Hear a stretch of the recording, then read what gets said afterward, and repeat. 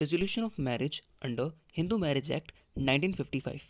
Hindu marriages इस act के under govern होती हैं और इस एक्ट का सेक्शन 13 डिफाइन करता है डाइवोर्स, जो देता है वेरियस ग्राउंड्स मैरिज को डिसॉल्व करने के लिए।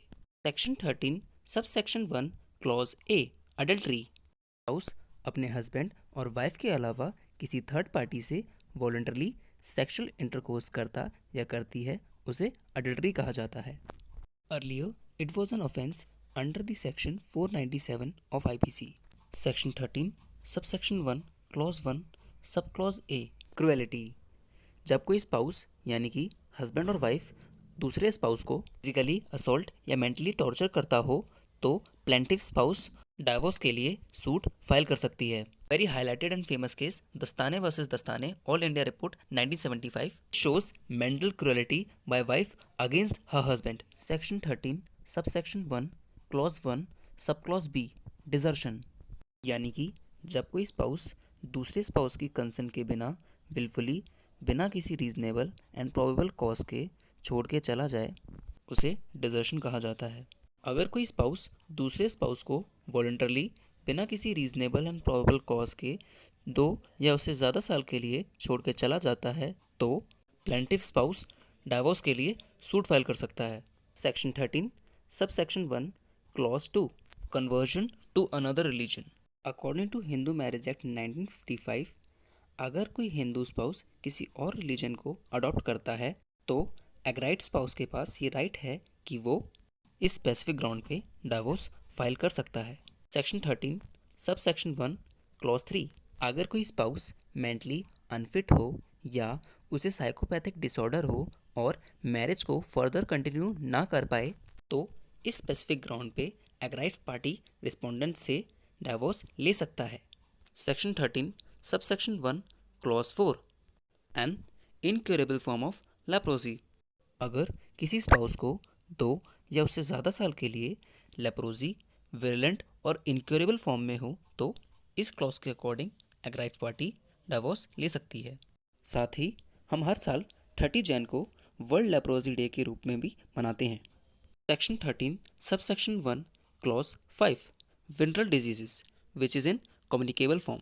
Section 13 subsection 1 clause 6 renounce the world, Hindu rituals के अकॉर्डिंग अगर कोई स्पाउस संन्यास ले ले और अपनी रेस्ट ऑफ द लाइफ आश्रम में या हिमालय पे जाके रहने लगे तो ये उसकी सिविल डेथ अमाउंट की जाती है। लॉज की माने तो रिनंसिएशन ऑफ वर्ल्ड महज कुछ नहीं बस वर्स्ट डेप्रिवेशन एंड डिजर्शन है।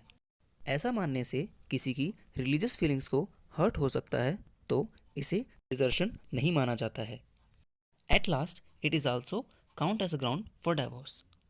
Section 13 subsection 1 clause 7 not been heard alive since 7 years, अगर किसी स्पाउस का 7 साल या उससे ज़्यादा समय से के लिए कोई भी अता पता ना हो कि वो जिंदा है भी या नहीं तो कानूनन तरीके से उसे मृत घोषित करार कर दिया जाता है।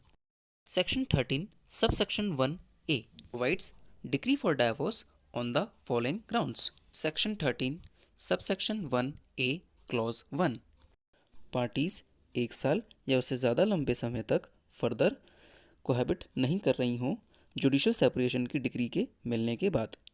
Section 13 subsection 1 A clause 2, aggrieved party के कॉन्जुगल राइट्स 1 साल या उससे ज़्यादा लंबे समय तक रीइंस्टेट नहीं किए गए हों रेस्टिट्यूशन ऑफ कॉन्जुगल राइट्स की डिग्री के पास होने के बाद। Section 13 sub clause 2, a wife allotted a degree of divorce। Section 13 subclause 2 clause 1 bigamy, under the Hindu marriage act 1955 अगर कोई हस्बैंड अपनी वाइफ के अलाइव रहते हुए किसी थर्ड पर्सन से दोबारा शादी करता है, bigamy is punishable under 494 of IPC which may extend up to 7 years and fine। Section 13 subsection 2 clause 2, अगर कोई हस्बैंड रेप सडोमी और बेस्टियलिटी के लिए गिल्टी पाया जाए तो हिंदू मैरिज एक्ट 1955 और स्पेशल मैरिज एक्ट 1954 के तहत वाइफ उसे डाइवोर्स दे सकती है। Section 13 subsection 2 clause 3, according to section 18 of Hindu adoption and maintenance act 1956 and section 125 of CRPC, ये हर एक वाइफ का राइट है कि वो अपने हस्बैंड से मेंटेनेंस क्लेम कर सकती है।